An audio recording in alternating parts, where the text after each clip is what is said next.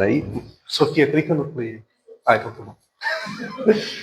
Vamos dar continuidade ao nosso estudo da dispensação do milênio. Estamos no nosso bloco do sermão profético ali de Mateus 24, 25. Vamos só dar uma recapitulada no que nós vimos no domingo passado. Nós começamos ali a estudar o sermão em Mateus 24. Se os irmãos já quiserem abrir as Bíblias em Mateus 24, nós vamos continuar. Vimos ali que no final do capítulo 23, Jesus ele censura a liderança espiritual de Israel, os fariseus e os escribas.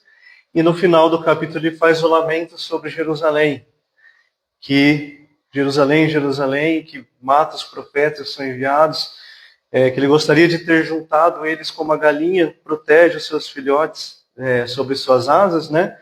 Mas eles não o quiseram e eles já não mais o veriam até que dissessem bendito quem vem em nome do Senhor. E vimos que eles saindo do templo, isso eles estavam ali no templo, eles indo em direção ao Monte das Oliveiras com o seu círculo íntimo ali de apóstolos. Eles, para quebrar o gelo, né, do que tinha acontecido ali no templo, falaram, olha que grande essas construções, olha que magnífico é o nosso templo. E Jesus quebra essa expectativa, falando que o templo seria destruído, né? Então o rei anunciou a destruição do templo, e a partir disso, enquanto eles iam, três perguntas foram feitas, né? Porque na ideia dos apóstolos ali, a destruição do templo, o templo ele era para eles, para Israel naquele momento. O templo significava o zelo que eles tinham por Deus, que eles estavam de bem com Deus, né? E se o templo vai ser destruído e nós estamos de bem com Deus, só pode ser o fim do mundo, né? E nós vimos também Daniel, as 70 semanas, a profecia ali de Daniel, é a moldura profética que o próprio Cristo usa aqui, né? E nós também vimos porque que a igreja não pode estar na 70ª semana, nós vamos ver isso mais detalhado hoje também, o que marca o início dessa semana e o que o crente espera, sinais, acontecimentos, guerras, notícias, ou espera o Filho de forma iminente, né? Então vamos continuar hoje falando do caminho da dor. O caminho da dor aqui, a ideia é nós falarmos dos próximos versículos que falam sobre as dores de parto, que é o princípio das dores e as dores de parto que o próprio Cristo irá falar, né? Então, quando nós falamos aqui de Mateus 24, 4 a 14, nós falamos da lei da dupla referência, que nós vimos no estudo de hermenêutica. É uma única profecia que, ao mesmo tempo, ela tem dois horizontes de cumprimento. Um horizonte próximo, que é as dores que já se sentem na nossa era de forma inicial, que nós veremos, e o seu horizonte pleno e completo, que será na tribulação. Então, vamos ler Mateus 24, vamos ler a partir do verso 3 até o 14, que diz: No Monte das Oliveiras achava-se Jesus assentado, quando se aproximaram dele os discípulos, em particular, e lhes pediram: Dize-nos quando sucederão estas coisas. Primeira pergunta, e que sinal haverá da tua vinda? Segunda pergunta, e a terceira, da consumação do século. E ele lhes respondeu: Vede que ninguém vos engane, porque virão muitos em meu nome, dizendo: Eu sou o Cristo, enganarão a muitos. E certamente ouvireis falar de guerras e rumores de guerras. Vede, não vos assusteis, porque é necessário assim acontecer, mas ainda não é o fim. Porquanto se levantará nação contra nação, reino contra reino, e haverá fomes e terremotos em vários lugares. Porém, tudo isso é o princípio das dores. Então sereis atribulados e vos matarão. Sereis odiados de todas as nações por causa do meu nome. Nesse tempo, muitos hão de se escandalizar, trair e odiar uns aos outros. Levantar-se-ão muitos falsos profetas e enganarão a muitos. E, por se multiplicar a iniquidade, o amor se esfriará de quase todos. Aquele, porém, que perseverar até o fim, esse será salvo. E será pregado este evangelho do reino por todo o mundo, para testemunho de todas as nações. Então virá o fim. Então vocês veem que o próprio Cristo usa a ideia de princípio das dores e depois o princípio das dores, ainda é o princípio das dores, mas o fim virá à frente. A ideia aqui é das dores de parto, de uma gravidez. Então, durante o período de gestação, ninguém confunde alguma fisgada como trabalho de parto. Ninguém confunde no segundo trimestre da gravidez uma dor, um puxão, como o trabalho de parto. Exceto minha mãe, no caso. Mas normalmente não se confunde no quinto mês uma dor de chute do bebê com o trabalho de parto, né? Então, nós temos a ideia das dores, do princípio das dores, que são sentidas na nossa própria era aqui. Aqui Cristo, do versículo 4 até 14, ele mostra todo o período entre a primeira vinda e a segunda vinda dele, né? E ele serve para mostrar, nós já temos terremotos, nós já temos guerra, nós temos dores, nós temos tribulações, isso são os princípios das dores, não é o fim ainda, né? Isso será o parto em si, que nós podemos usar como metáfora aqui, que o próprio Cristo usa, né? É a tribulação, a grande tribulação. E nós temos um paralelo no sermão profético e Apocalipse. Eles não são roteiros, não são profecias distintas, elas estão falando do mesmo evento em ângulos diferentes, né? Então, se nós olharmos Mateus 24, foi ensinado por Jesus por volta do ano 30, depois Apocalipse, escrito por João, por volta do ano, acho que 70, se não me engano, 30 anos depois, lá para o ano 60, na verdade, né?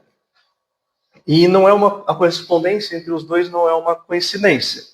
É Deus nos mostrando de diferentes ângulos o mesmo acontecimento. Então nós temos um paralelo aqui, né? Mateus 24, ele fala do versículos 4 a 5, de falsos messias, que tem um referente aqui na abertura do primeiro selo, que fala do primeiro cavaleiro do Apocalipse, dizendo popularmente assim, né? Que fala do cavaleiro com arco, que é a representação do próprio anticristo. O anticristo, ele é o ápice, ele é o máximo do falso profeta, do falso Cristo. Ele se faz como Cristo, no lugar de Cristo, né? Depois nós temos guerras e rumores de guerras, o segundo selo, a paz retirada da terra, a falsa paz que foi vendida pelo anticristo no início da tribulação, ela deságua em guerra, na realidade, né? Nós temos fomes, as guerras e a paz que foi tirada, ela causa fome. Nós vemos ali no terceiro selo o pão sendo pesado a preço de ouro, né? E a guerra e a fome causa pestes, mais terremotos, causa a morte, o cavaleiro que representa a morte no quarto selo. E no quinto selo, nós temos os mártires, as almas sobre o altar, durante esse período de perseguição e grande tribulação, né? Então aqui nós falamos da primeira metade da tribulação, primeira metade da 70ª semana de Daniel que nós vimos. E como que isso se dá, né? Então agora a falsa paz, mas são dores reais. Israel está em paz.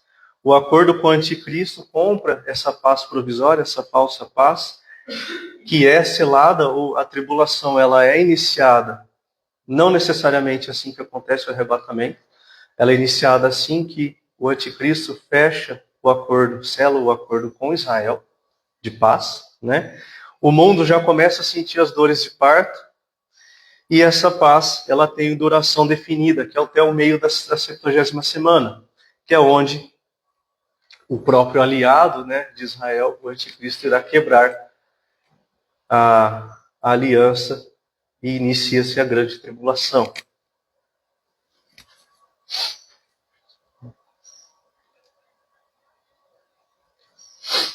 Então, qual que é esse sinal que é dito por Cristo e em Daniel? Da grande tribulação. Vamos ler ali agora o versículo 15 de Mateus 24. Quando, pois, virdes o abominável da desolação, de que falou o profeta Daniel, no lugar santo, quem lê entenda. Então Daniel descreve o sinal no meio da 70ª semana. Aqui, tá ligado? Oi.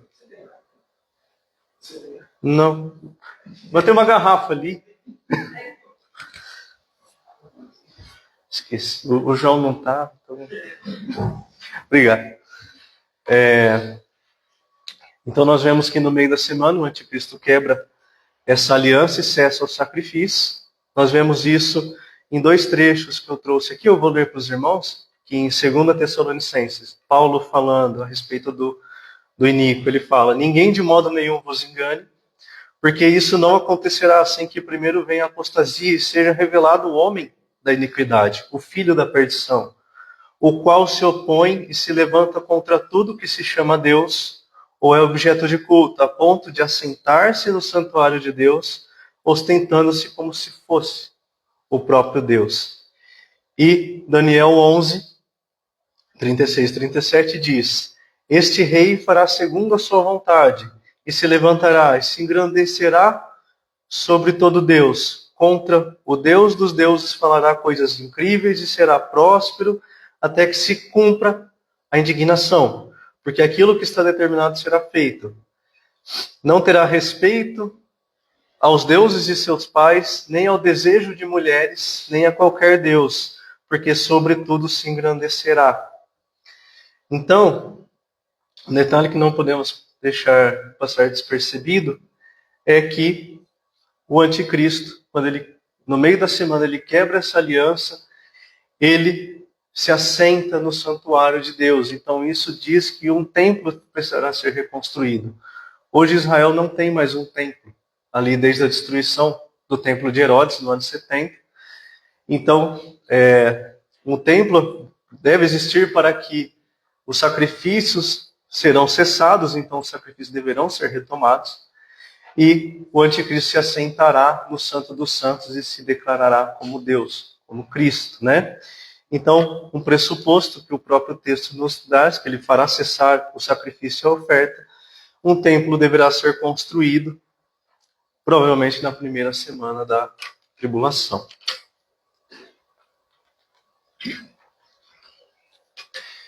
E agora,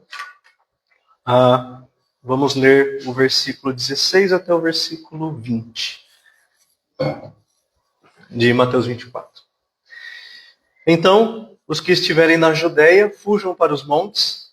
Quem estiver sobre o eirado, não desça a tirar de casa alguma coisa. E quem estiver no campo, não volte atrás para buscar a sua capa. Ai das que estiverem grávidas e das que amamentarem naqueles dias. Orai para que a vossa fuga não se dê no inverno, nem no sábado. Então nós vemos esse sinal, ele é um sinal tão específico, tão grande, que Jesus instrui os que estiverem na Judéia para fugirem para os montes, fugirem para o deserto, correrem sem hesitar, por causa de grande perseguição que ocorrerá nesse tempo. Então há uma urgência absoluta, não descer para pegar nada, não voltar do campo para casa. Nós vemos aqui que é um contexto judaico muito bem declarado. Ele fala sábado, Judéia, montanhas, é sentido específico para Israel, como nós vimos. O foco aqui é Israel, não é a igreja, né? Deus trata a igreja dentro do período entre as 69 e as 70 semanas de Daniel. Aqui nós já estamos dentro da 70ª semana. E nós temos um paralelo com Apocalipse 12, versículo 13 e 17. Que diz: quando, pois, o dragão se viu atirado para a terra, perseguiu a mulher que dera luz ao filho varão. E foram dadas à mulher as 2 asas da grande águia, para que voasse até o deserto, ao seu lugar, aí onde é sustentado durante um tempo, tempos e metade de um tempo, fora da vista da serpente. Aqui fala da mulher ali de Apocalipse 12. A mulher, ela representa Israel, que é de onde veio Cristo, que fala que deu à luz ao filho varão, né? E a ideia aqui que Jesus mesmo fala para eles fugirem para o deserto e serem mantidos. Aqui nós estamos falando do remanescente fiel de Israel que teremos ali nesse período de perseguição da tribulação. Agora, verso 21 e 22. Porque nesse tempo haverá grande tribulação, como desde o princípio do mundo até agora não tem havido e nem haverá jamais. Não tivessem aqueles dias sido abreviados, ninguém seria salvo, mas por causa dos escolhidos ou eleitos, tais dias serão abreviados. Então, Jesus é muito específico em falar que grande tribulação como nunca houve, nem jamais haverá. Algumas pessoas, alguns irmãos que, como nós vimos, não acreditam no milênio, não acreditam na tribulação, vindo daquela alegorização que nós estudamos, né, da raiz que nós estudamos, falam que essa tribulação se referia à destruição do templo, à destruição de Jerusalém no ano 70. Mas nós estamos calando a força da declaração como nunca houve, nem jamais haverá, para um acontecimento histórico que o intérprete, que o homem, ele tenta entender de uma forma que a sua mente compreenda como aquilo pode acontecer ou não. O homem, ele se prende muitas vezes ao que ele entende, ou como ele entende que isso, Deus pode acontecer, limitando o poder de Deus nos acontecimentos, o agir de Deus arquitetando toda a história, né? Então, ele fala também de um tempo que será abreviado. Esse período continua sendo metade dos 7 anos, mas que ele é encerrado por um limite fixo. A palavra grega é kolobó, que significa cortado, que ele fala que se não fosse abreviado, todos se perderiam. Não é uma misericórdia de Cristo voltando no seu retorno, no final da grande tribulação, como uma forma de misericórdia, cortando realmente o sofrimento e a perseguição ali. E a própria ira, né? Nós vemos que a tribulação é a ira de Deus, é a ira do Cordeiro sendo derramado sobre a terra, né?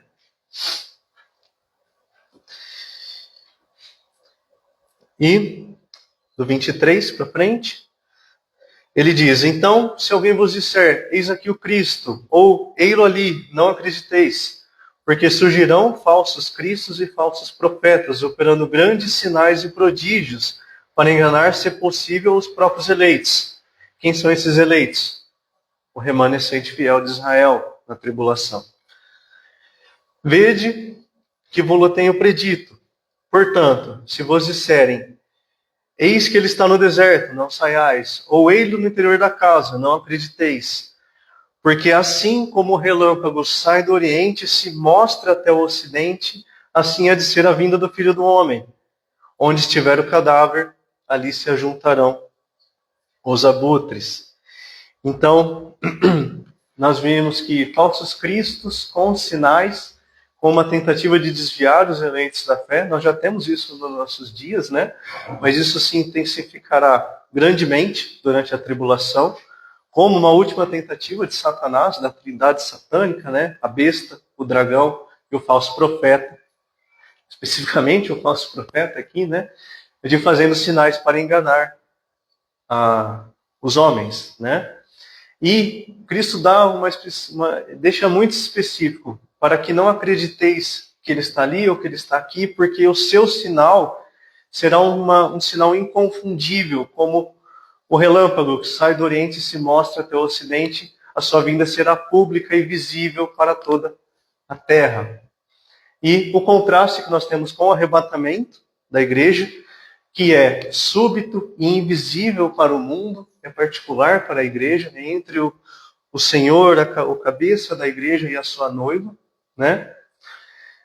E a vinda gloriosa e pública no seu segundo advento, né? Ele vem para reinar após a ira como julgamento contra o mundo. E ele fala especificamente, onde estiver o cadáver, ali se juntarão os abutres. A ideia aqui é de que quando um animal morre, existe a corrupção do corpo, né? E a corrupção do homem, ela recebe julgamento divino, é a sequência natural da sua corrupção espiritual. A vinda gloriosa de Cristo para julgar o mundo, ela é inevitável como resposta à incredulidade e todas as atrocidades, todo o pecado que o homem tem lançado sobre a terra desde a queda, né? Isso da ira do Cordeiro que será derramada na tribulação, após a retirada da sua igreja, após a retirada do detentor. E antes de seguirmos do verso 29 para frente, a gente está vendo uma visão aqui da profecia de Mateus, mas eu quero também trazer uma visão para os irmãos do que está acontecendo na terra nesse período. Nós já vimos no estudo do Mário a tribulação, os selos, as trombetas, as taças, o que tem a cronologia da tribulação. A gente não vai entrar em detalhe na tribulação aqui. A ideia é que a gente não está lendo nem todos os versículos de Mateus 24 e 25, que não é uma exposição versículo a versículo. Eu bem queria fazer isso, mas a gente já vai tomar muito tempo, né? Para não tomar mais tempo, o foco está mais aqui relacionado a Israel e o que leva até a segunda vinda de Cristo. E a partir disso, eu queria mostrar para os irmãos o que tem acontecido com os ímpios nesse período, né? E nós temos aqui a campanha do Armagedon. O Armagedon, nós temos... a ideia aqui é trazer quando que se inicia, como que se desenrola o Armagedon. Normalmente, quando nós pensamos na batalha do Armagedon, nós pensamos numa única batalha, que é aquela batalha final, que nós veremos, mas a palavra usada no grego é polemos. Polemos significa realmente uma campanha militar até guerra. Quando Cristo fala de guerras e rumores de guerras, a palavra usada é polemos. Então nós temos uma ideia de uma campanha militar que se inicia na invasão do norte durante a primeira metade da tribulação até a vitória final com o segundo advento de Cristo. Então, não sei se dá para ler, mas nós temos aqui o primeiro evento na primeira metade da tribulação. Nós temos a invasão do norte e do sul, a confederação do norte e a confederação do sul, que são dois inimigos. Gog e Egito marcham contra Israel, em Daniel 11:40. Depois, a partir disso, nós veremos que a confederação do norte é destruída pelo próprio Deus, é destruída quando ia atacar Israel, né? Vai atacar Israel. Isso cria um vácuo de poder onde a besta, o anticristo, assume esse vácuo de poder que foi deixado pelo poder do rei do norte, de Gog e Magog. Aí é onde ele quebra a aliança, onde ele profana o templo e ao mesmo tempo ele esmaga o Egito, o rei do sul. Nós veremos no detalhe. E vemos que a grande tribulação ela é um crisol, Israel perseguido, 2/3 de Israel irão perecer, o terço que sobra será refinado. E a partir disso, nós temos um último movimento, que é a convocação dos exércitos do leste. Deus mesmo convoca um agir dos próprios espíritos imundos, a convocação dos reis do leste, do oriente, né? O Eufrates seca pelo poder de Deus e as nações são ajuntadas para a batalha final, ali no vale de Jezreel, em volta de Jerusalém. Jerusalém é sitiada, todas as nações do mundo convergem para a cidade. E é onde nós temos a descida, o retorno de Cristo. Então aqui é só mais uma linha do tempo, para os irmãos entenderem mais ou menos como são esses eventos, né? Que vai do Armagedon até o retorno glorioso do rei em Jerusalém. Eu quero trazer um pouco a visão de Gog, o rei do norte, a confederação do norte, que é quem dá a abertura desse movimento da campanha do Armagedon.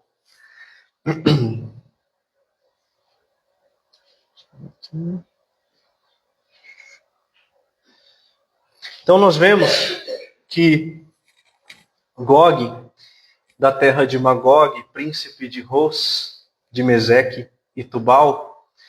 Muitos hoje em dia identificam Rus como a Rússia, né? Pode ser, pode não ser, depende muito, né, do nosso tempo na história, mas imagino que sim, né? E vamos ler aqui o texto específico. Eu vou ler aqui, se os irmãos quiserem abrir em Ezequiel 38, nós vamos ler um pouquinho sobre essa questão. Então, de forma geral, Gog sobe, Gog de Magog, com seus aliados definidos, apenas do norte. Não são todas as nações, que nós veremos na batalha final do Armagedon e depois no fim do milênio. Ele sobe para saquear Israel, que está em repouso, em paz, comprada pela paz do anticristo, ali na primeira metade. E é um movimento distinto, a abertura da campanha do Armagedon não é o cerco final, que nós veremos. Então, vamos começar ali a partir do versículo 2. Do 2 ao 13 eu fiz um resuminho, mas vocês podem acompanhar, depois a gente parte para o 14. Deixa eu ver aqui. Então, Ezequiel 38, versículo 2. Filho do homem, volve o rosto contra Gog, da terra de Magog, príncipe de Ros, Meseque e Tubal.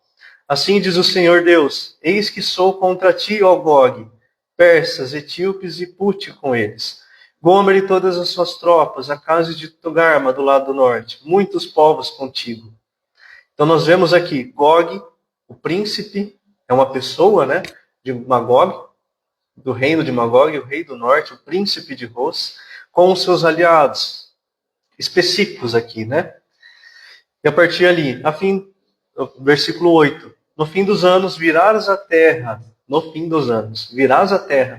que se recuperou da espada, ao povo que se congregou dentre muitos povos sobre os montes de Israel, e todos eles habitarão seguramente. Subirei contra a terra das aldeias sem muros, virei contra os que estão em repouso, que vivem seguros, a fim de tomares o despojo, arrebatares a presa. Sabá e Dedã e os mercadores de Tarsis dirão, vens tu para tomar o despojo? Então nós vemos aqui que a principal característica é no fim dos tempos, então não foi a parte histórica, não aconteceu uma guerra histórica de Israel. Quando Israel viver em segurança. Quando que Israel viveu em segurança ou vive em segurança? Israel vive em segurança? Não. Então, essa batalha ela só acontece quando Israel vive em segurança dentro da tribulação pela paz comprada pelo anticristo. Então, ela não acontece nem antes da tribulação, no período da igreja, nem depois do milênio. É uma guerra específica com aliados específicos que são indicados pela profecia, né? E Gog é derrotado por Deus, sem exército humano nos montes de Israel. Então, quando ele vem para atacar Israel, em campo aberto, terremotos, peste, saraiva e fogo, eles não chegam a cercar Jerusalém. A espada de cada um é contra o seu próximo, o caos como juízo. E o propósito que Deus declara, me indicaria a minha santidade, saberão que eu sou o Senhor. Então vamos ler aqui a partir do 14. Portanto, ó filho do homem, profetiza e diz a Gog, assim diz o Senhor Deus, acaso naquele dia, quando o meu povo de Israel habitar seguro, não o saberás tu? Virás, pois, no teu lugar dos lados do norte, tu e muitos povos contigo, montados todos a cavalo, grande multidão e poderoso exército. E subirás contra o meu povo de Israel, como nuvem para cobrir a terra. Nos últimos dias, hei de trazer-te contra a minha terra, para que as nações me conheçam a mim. Quando eu tiver reivindicado a minha santidade em ti, ó Gog, perante elas. Agora o 18.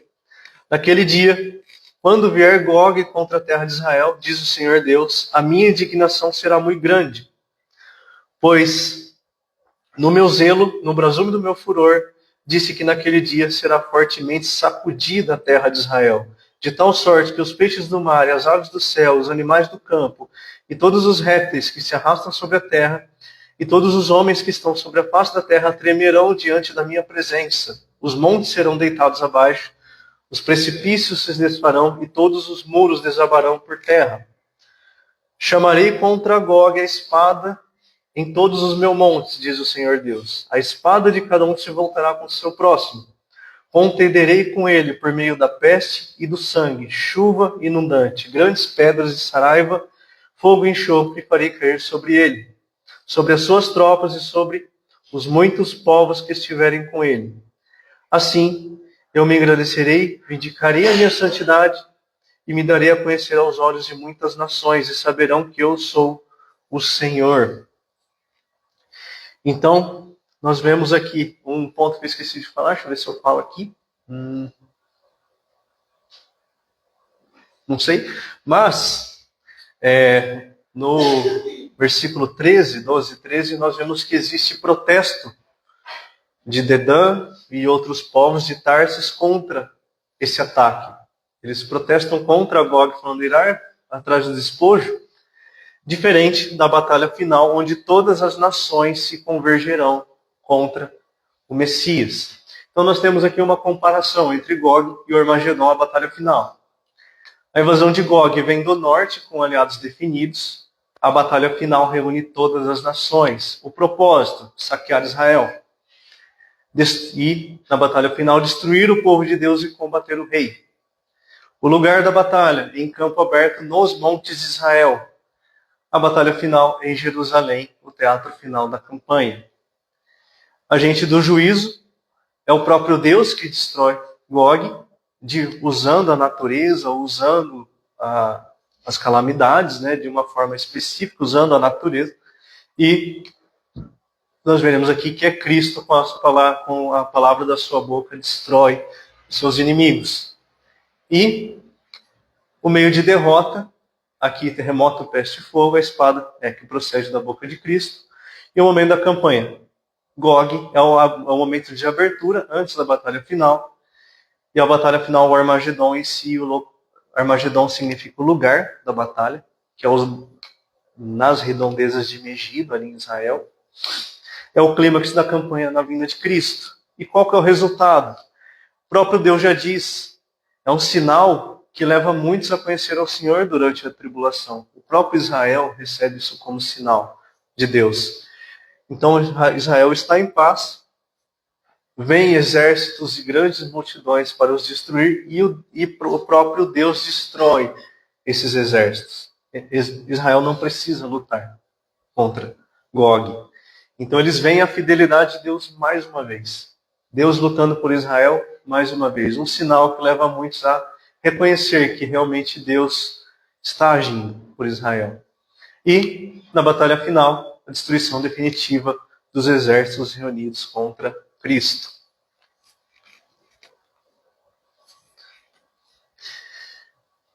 E nós vemos a fidelidade de Deus com o seu povo escolhido, algo impressionante. Os mesmos que crucificaram o seu filho, que rejeitaram o Messias, Deus ainda o salva no dia da angústia. Nós temos aqui o versículo: toda arma forjada contra ti não prosperará. Toda língua que ousar contra ti em juízo, tu o condenarás. Esta é a herança dos servos do Senhor e o seu direito que de mim procede, diz o Senhor. Como nós temos visto durante todo o estudo, mesmo na nossa infidelidade, Deus continua fiel e misericordioso e bondoso, né? E com a destruição de Gog, com a queda do norte, cria-se um vácuo de poder, que nós temos a expansão do domínio do anticristo. Nós vemos isso em Apocalipse 13:7, que fala que deu-se-lhe ainda autoridade sobre toda tribo, povo, língua e nação. Então, o anticristo aproveita esse espaço, isso que refreava parte do seu poder, com o seu império, a gente não entrou nesse detalhe, o império romano restabelecido, ele será o príncipe romano, o anticristo, ele tem domínio sobre todo o mundo nesse momento. E é nesse momento também que o remanescente, quando ele aproveita esse momento para quebrar a aliança, para profanar o templo, para cessar os sacrifícios, se fazer como Deus se assentando no santuário, ele começa a grande perseguição. Realmente é isso que dá início à grande tribulação. que nós chamamos, que o profeta Jeremias chama de o tempo de angústia de Jacó, e que Daniel também descreve como uma tribulação sem precedente desde a criação, em Daniel 12:1. Oi? A distância de tempo entre a batalha de glória agora e o honra não daria 7 anos. Não se tem uma precisão. A ideia é que a Gog e Magog acontece dentro da primeira metade da tribulação, porque é quando Israel vivia em paz, né? Então, alguns vão dizer durante a primeira metade, alguns vão dizer logo na virada. Então, acontece a batalha, tem-se o vácuo de poder, o anticristo já aproveita esse momento para quebrar a aliança e se exaltar ao poder. Então, os 7 anos são todo o período, né? Isso está dentro de uma parte ali do período. Mas pelo menos metade da tribulação é esse tempo. Isso? É só também, pegando carona no que falou, na sua resposta, a questão dos Estados Unidos, que hoje exerce a hegemonia global, né? Na política, no mundo bélico e tal. Eu li que no contexto do arrebatamento, já vai ter ocorrido antes do início da segunda-feira de uma semana, né? Há uma probabilidade dos Estados Unidos ficar muito enfraquecido, porque ele é o país mais cristão do mundo, né? E, de fato, se sumir todo mundo, a economia, até mesmo o Pentágono e todas as instituições dele vai ficar muito fragilizado, né? E falando desse fato de poder, que provavelmente a Rússia, né, se for a Rússia, e os seus aliados vão sofrer, você vai ter duas grandes baixas globais, né? No caso, a hegemonia dos Estados Unidos, caindo para baixo, e a Rússia também despencando. Então, esse barco de poder aí seria praticamente um desgoverno global mesmo. Uma situação que nós nunca vivemos, né? Em termos políticos, geopolíticos e assim por diante, né? Dentro desse plano, dessas considerações. Depois do arrebatamento, os cristãos vão ter deixado a terra, né? E porque os Estados Unidos, com os ímpios, continuaria dependendo de Israel, né? Os Estados Unidos é aliado de Israel por causa dos cristãos, né? Então, muito provavelmente, ele irá compactuar com esse Império Romano restabelecido do Anticristo, né? Outro detalhe interessante também, quando fala desses exércitos, ele fala o exército do norte, ele fala o exército do sul, a gente está tomando Israel como um ponto de referência. Né? Norte de Israel, sul de Israel e também para o oeste. Né? Você vê que, não sei se vai chegar para o oeste, a gente não fala nada. Não. O oeste seria o Ocidente todo, né? O Ocidente. Mas então, norte, sul e o Oriente, né, participam dessas duas vantagens. Provavelmente o Ocidente inteiro está com o Anticristo, né? Está sob o domínio do Anticristo. E nós vemos exatamente isso agora. O Egito, ele cai também. E nós vemos na profecia que existe o rei do norte e o rei do sul, que fala aqui em Daniel 11:40. Eu vou ler aqui. No tempo do fim, o rei do sul lutará com ele, e o rei do norte arremeterá contra ele com carros, cavaleiros e com muitos navios, e entrará nas suas terras, e as inundará, e passará. Entrará também na terra gloriosa, e muitos sucumbirão, mas do seu poder escaparão Edom e Moabe, e as primícias dos filhos de Amon.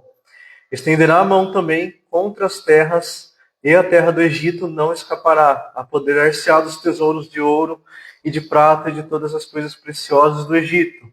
Os líbios e os etíopes o seguirão.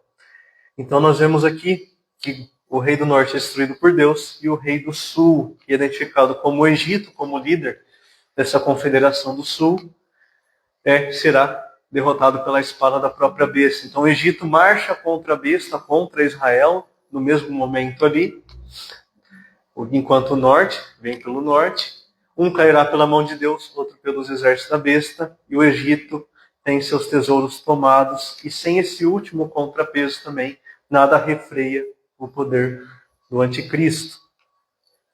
Essas profecias aqui elas são muito detalhadas, a gente está fazendo um resumo, bem resumido mesmo. A gente poderia fazer um estudo completo de cada profecia, tá? Do livro de Daniel, então. E nós temos aqui a ideia, a perseguição e a conversão de Israel. É a última parte, hoje eu vou passar um pouquinho, tá, irmãos? Se alguém precisar se ausentar, mas eu não recomendo, tá? Nós temos aqui a perseguição e a conversão de Israel como um crisol. Um crisol onde o ouro, a prata, os metais são purificados ali. Então nós temos aqui, por que Deus permite Israel passar por tanta perseguição? Por um momento tão extremo, a resposta está na lógica das alianças que nós já estudamos. Pois fala aqui, em Zacarias 13, de 8 a 9. Em toda a terra, diz o Senhor, 2/3 dela serão eliminados e perecerão, mas a terceira parte restará nela, aqui falando da terra de Israel, falando do povo de Israel. Então 2 partes serão eliminadas e a terceira restará.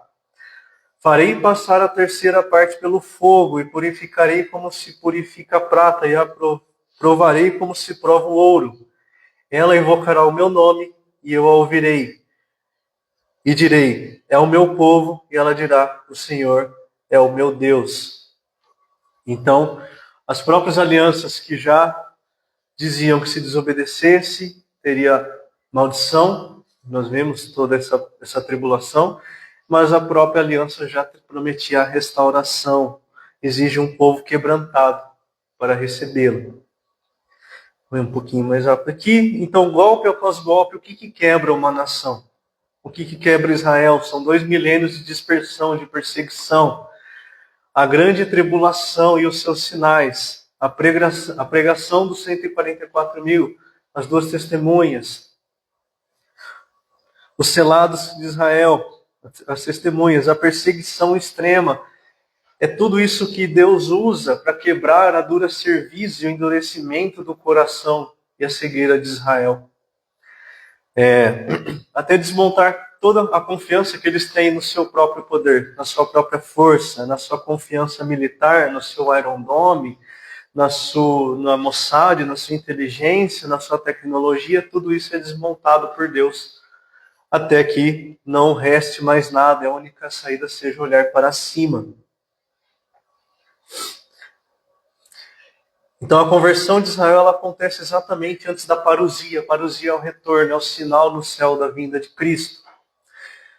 Com Jerusalém cercada, com exércitos estrangeiros pisando a cidade, sem nenhuma saída humana vista de salvação para Israel, eles lembram da sua salvação, da sua redenção, que é Cristo, e do Messias que eles rejeitaram.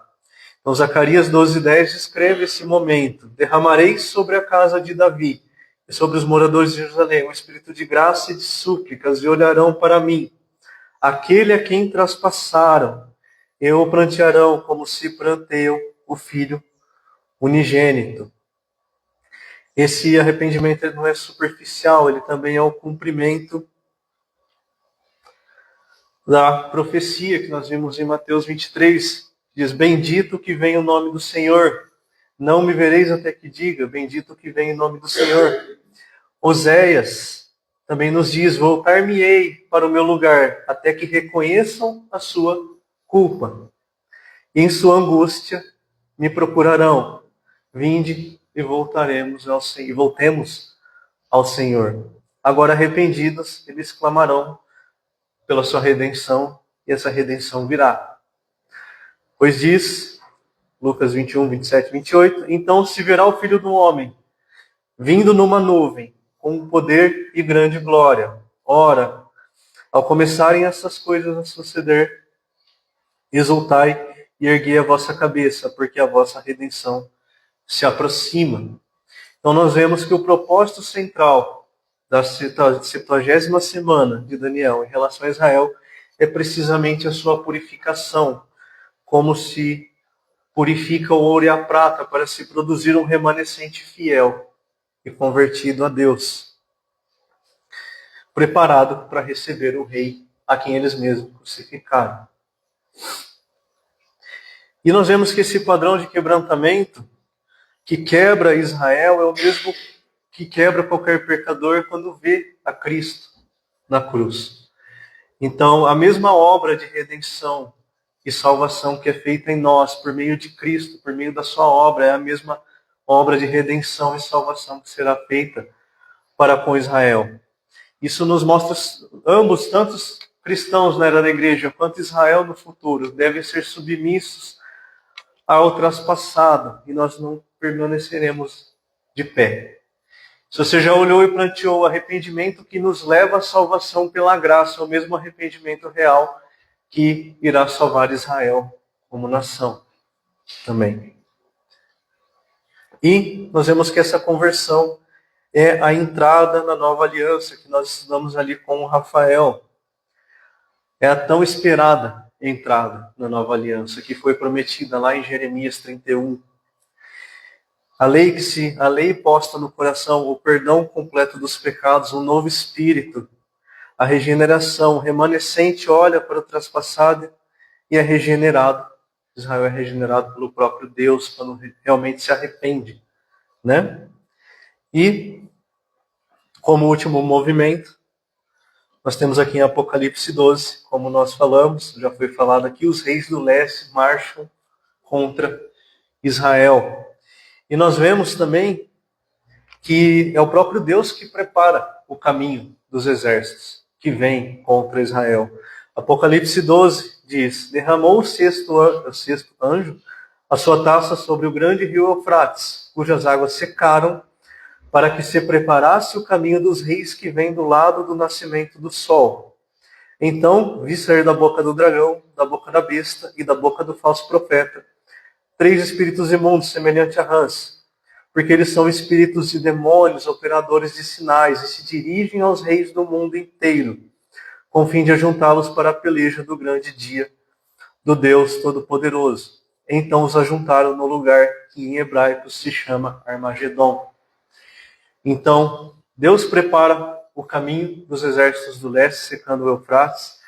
Os espíritos que saem da trindade demoníaca, mas cumprindo o propósito de Deus também, arregimentam todos os exércitos para a batalha. E em Daniel 44 nós vemos o anticristo reagindo a isso. Mas, pelos rumores do Oriente e do Norte, será perturbado e sairá com grande furor, para destruir e exterminar a muitos. Armará suas tendas palacianas entre os mares, contra o glorioso Monte Santo, ali de Jerusalém, contra o mar. Mas chegará ao seu fim, e não haverá quem o socorra.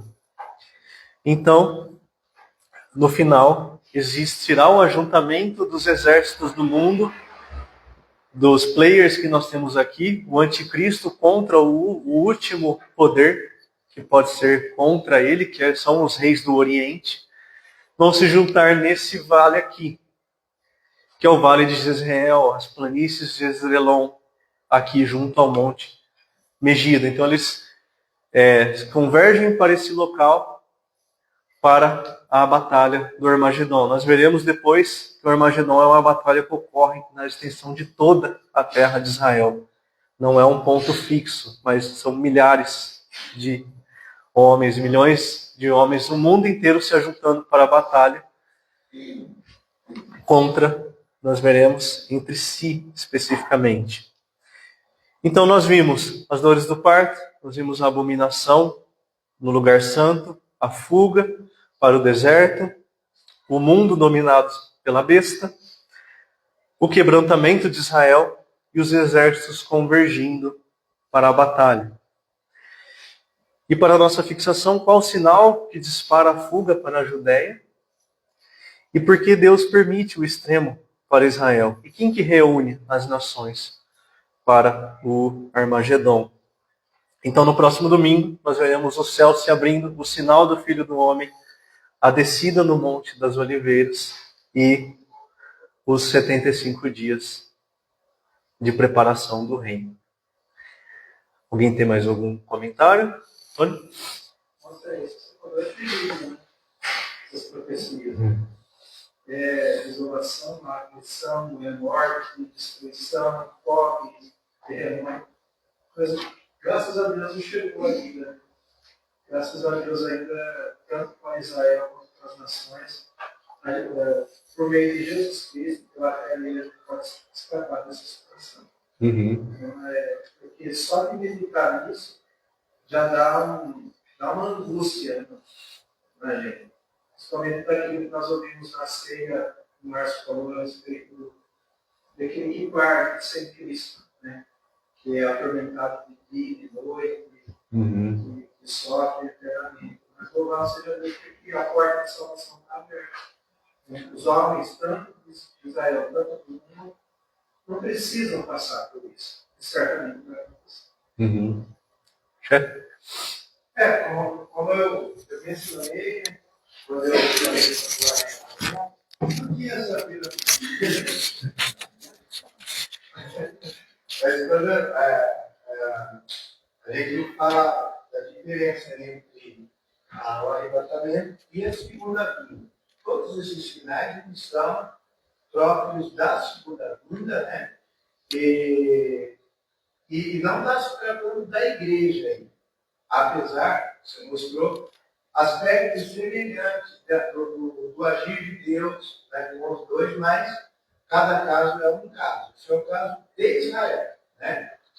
E aquilo que você falou, você enfatizou bem, eu também falei várias vezes, que esse dia da tribulação, ele é diferente de qualquer coisa que já aconteceu e que voltará a acontecer na Terra. Ele é muito específico para aquele momento que a Bíblia estabelece como o dia quando ele finalmente vai exercer o seu julgamento. O dia do Senhor. É o dia do Senhor. É o dia do Senhor, quando ele vai exercer o seu julgamento sobre aqueles que rejeitaram os seus filhos. Então, quem rejeitou o filho? Os gentios, o mundo gentil, e até então Israel. Né? Porque Israel hoje, ele odeia Jesus. Né? O bom israelita, ele odeia. Eu tive uma palestra na faculdade de uma mulher que assim, saiu da posição de concentração. Né? E o ódio que ela falava de Jesus, nossa, foi muito difícil ficar na sala e do daqui. Né? Ela blasfemava contra Jesus assim mesmo, né? De uma maneira muito assintosa. E é um espírito que quase todo o israelita. Né? Eles negaram Jesus, estão esperando o Messias, que ele ainda virá, porque recusaram o que eles querem aceitar. E eles vão levar esse espírito até esse dia que o Pedro falou. Né? O israelita de hoje, o judeu ali, ele não segue mais o Antigo Testamento. Ele segue o Talmud, que é uma interpretação dos rabinos do que deveria ser o Antigo Testamento. Volto naquilo que nós falamos, né? E o Talmud manda os judeus realmente perseguirem os cristãos, perseguirem a Cristo, tudo que se refere ao Messias, né? Então eles precisam de 2000 anos de perseguição, do holocausto, da tribulação, da grande tribulação, para se renderem realmente. Deixarem a sua confiança no seu próprio poder e se voltarem a Deus, né, realmente. Nós vemos que o crente ele passa por tribulações, ele passa por esse refinamento também, mas é um refinamento do nosso caráter para sermos cada vez mais parecidos com o nosso Senhor, né? Mas essa tribulação não tem nada a ver. Não tem nada a ver. O sofrimento nosso hoje, as guerras, e tal, e fome na África, e aqui e ali, não tem nada a ver com essa tribulação. Então a igreja não passará por essa tribulação, porque se essa tribulação é para Israel e é para os gentios, onde vai estar a igreja nesse momento? Tirado daqui, na presença do Senhor, sendo tratado por Ele, sendo ataviado por Ele, como a noiva dele, né? Para ser apresentada em perfeição diante de Deus. Deus vai despejar a sua ira sobre o mundo e vai separar a igreja para tratar a igreja de acordo com o seu amor, com a sua graça, com a sua misericórdia. Né? Por que você fala isso? Por que nós temos certeza disso? Por que de tantas coisas? Porque a ira vai ser sobre aqueles que rejeitaram a Cristo, o mundo gentil e os judeus que até hoje odeiam Jesus, né? E perseguem a sua igreja. Nós aceitamos se somos cristãos, nós aceitamos a Cristo. E a justiça de Deus ficou estabelecida em Cristo. E é por isso que o Romanos fala que não resta nenhuma condenação sobre nós. Então, seremos tirados aqui, estaremos com Ele, né? Enquanto o mundo então receberá a ira de Deus que se revela dos céus contra toda impiedade e perversão dos homens. A igreja não é destinada à ira, mas à glória com Cristo nos céus, né? E nós vemos claramente que a tribulação é um período do derramamento da ira de Deus e da ira do Cordeiro sobre o mundo, sobre os homens, sobre Israel, né? E Apocalipse 3:10 diz: porque guardaste a palavra da minha perseverança, também eu te guardarei da hora da provação que há de vir sobre todo o mundo, para experimentar os que habitam sobre a terra. Quando nós olhamos essa passagem no grego, existe um prefixo, esse te guardarei, é um guardarei de te retirar dessa provação que virá. A igreja será retirada, não passará pela ira. Porque o que ele fala? É a aprovação que há de vir sobre o mundo para experimentar os que habitam sobre a terra, os ímpios que não creram nele, né? Romanos 5 também sobre essa ira, né? Agora, quando for crucificado, o seu sangue, muito mais ainda por intermédio dele, serem salvos da vida de Deus. Quando a gente fala em igreja, está se referindo a mistérios, né? Mistério tal, a gente fala para aqueles que creem em Cristo, né? Quando a igreja não está falando daquilo. Sim. Todo aquele que creu em Cristo precisa ser salvo, independente de época, independente de como se. É a mesma questão gramatical quando se fala homem se referindo à humanidade. Nós falamos igreja se referindo ao corpo de Cristo, né? Mais alguém? Acho que é isso. Chefe, você pode orar por nós? Encerrar, por favor? Nosso amado Deus,